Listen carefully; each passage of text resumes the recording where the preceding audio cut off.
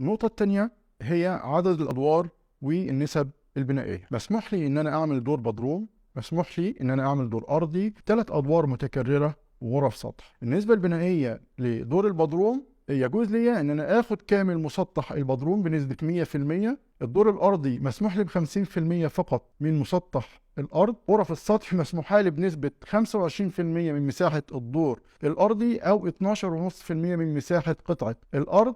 الدور المتكرر الآن ما عادش فيه نسبة بنائية حاكمة، لكن فيه شروط بتحكمه. أول حاجة فيها إن ممنوع إن أنا أبرز تراثات في منطقة الارتدادات خالص في أي اتجاه من الاتجاهات عدا الاتجاه الأمامي فقط لا غير. مسموح لي إن أنا أبرز 1.5 متر في الأدوار المتكررة. النقطة الثانية إن أنا ما ينفعش أبرز أكتر من 1.5 متر عن الدور الأرضي، لكن داخل المساحة المبنية بعد ما حقق فيها اشتراطات الارتدادات. النسبة البنائية بتتحسب عندي طبقا لبصمة الأعمدة وحرمها. يعني لو عندي أعمدة بارزة عن حد المبنى في الدور الأرضي بتتحسب وبتدخل ضمن النسبة البنائية عدا الأعمدة المتصلة بنزلات الرمبات اللي نازلة للجراج.